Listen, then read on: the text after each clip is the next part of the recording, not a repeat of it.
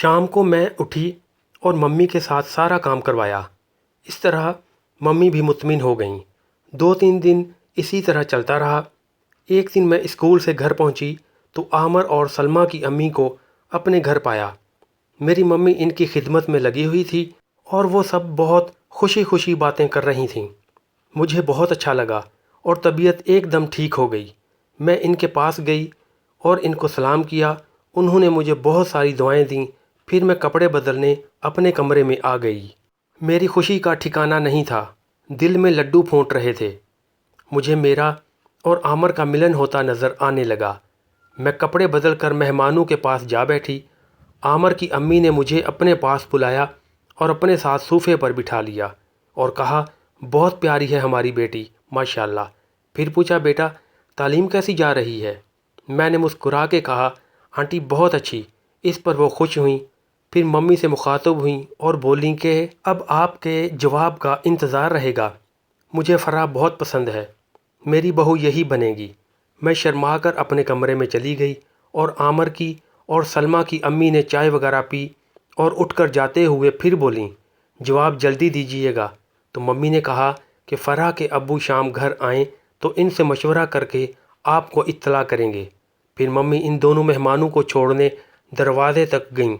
جب وہ چلی گئیں تو میں ممی کے پاس آئی اور ممی سے ایسے پوچھنے لگی جیسے مجھے کسی بات کا علم ہی نہ ہو۔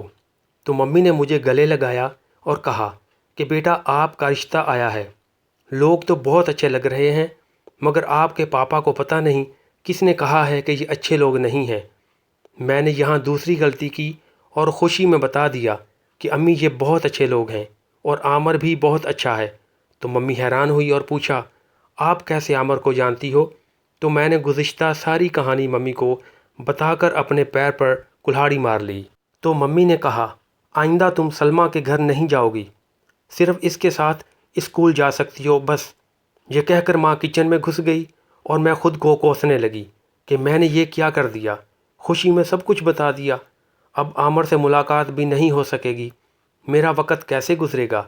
بس کمرے میں چلی گئی اور غصے میں ممی کے ساتھ کام میں مدد بھی نہیں کروائی۔ ممی نے مجھے رات کے کھانے پر آواز دی تو مجھے مجبوراً جانا پڑا اور کھانا کھایا۔ پھر واپس کمرے میں آ گئی اور اپنی کتابوں کو اوپر نیچے کرنے لگی۔ میرا رونے کو دل کر رہا تھا۔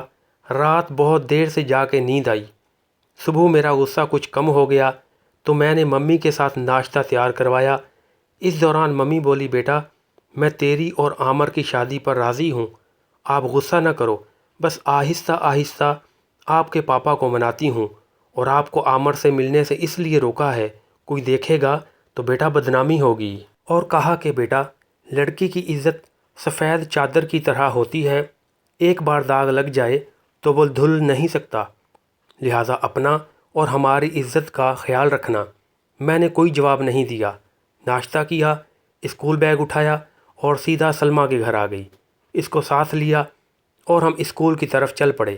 راستے میں نے کل والی رشتے والی بات اور میری کی گئی حماقت کا سارا قصہ سلمیٰ کو سنایا تو وہ ہنس ہنس کر لوٹ پوٹ ہونے لگی اور بولی، فرح تم تو بالکل ہی بے عقل ہو۔ اور بولی، یار یہ بات بتانے والی تھی، اب خود ہی بھگتو اپنی اس حماقت کو۔ میں چپ کر گئی۔ پھر میں نے کہا کہ عامر سے ملاقات کرواؤ۔ تو سلمیٰ بولی، مرنا ہے کیا؟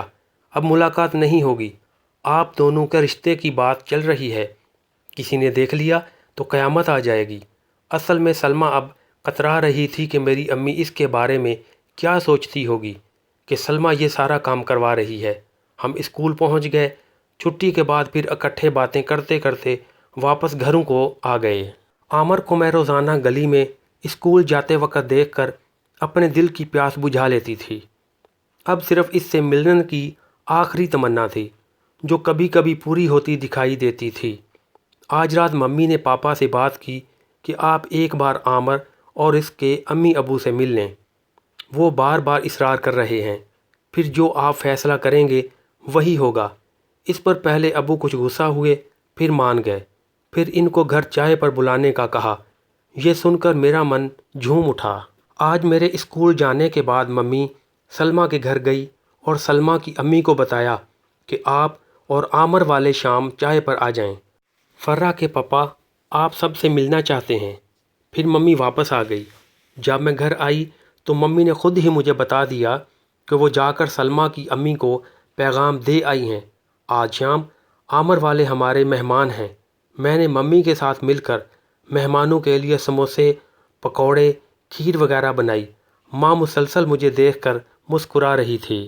ماں نے مجھے گلے لگایا اور پیار کیا اور کہا تیرے نصیب اچھے ہوں۔ ہر چیز تیار ہو گئی۔ شام کو بھائی اور پاپا بھی آ گئے اور کچھ دیر بعد عامر کی امی، ابو، سلمیٰ اور سلمیٰ کی امی ہمارے گھر آ گئے۔ ان کو بہت احترام کے ساتھ بیٹھک میں بٹھایا، پھر سب نے مل کر چائے وغیرہ پی۔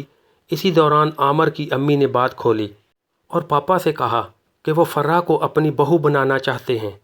پاپا نے عامر سے پوچھا، جی بیٹا آپ کیا کرتے ہو؟ تو وہ بولا، انکل میں بینک میں جاب کرتا ہوں۔ پاپا نے پوچھا، کون سی بینک؟ عامر چپ، کیونکہ وہ جھوٹ بول رہا تھا۔ پھر بولا، انکل اصل میں نے اپلائی کر رکھا ہے اور امید ہے جاب لگ جائے گی۔ پھر پاپا بولے، فرا کو کب سے جانتے ہو؟ تو وہ بولا، بس اسکول جاتے ہوئے دیکھا تھا۔ تو پاپا بولے، سلمیٰ کے گھر 32 بار آپ نے فرا سے ملاقات کی ہے، پھر جھوٹ پکڑا گیا۔ پھر پاپا نے پوچھا، فرسٹ ایئر میں کتنے نمبر آئے تھے؟ تو بولا 1st ڈویژن۔ تو پاپا بولے، آپ کالج جاتے ہی نہیں ہو، پھر جھوٹ پکڑا گیا۔ پھر پاپا مسکرا کے عامر کے ابو سے بولے کہ آپ پہلے گاؤں میں رہتے تھے؟ تو انہوں نے کہا، جی جی۔ تو پاپا بولے، آپ نے اس عمر میں وہاں ایک نوجوان لڑکی کو اٹھوایا تھا اور اس کی عزت لوٹی تھی، جس کا کیس آپ اور آپ کے بیٹے عامر پر 5 سال چلا۔ تو وہ بولے، جھوٹا کیس تھا۔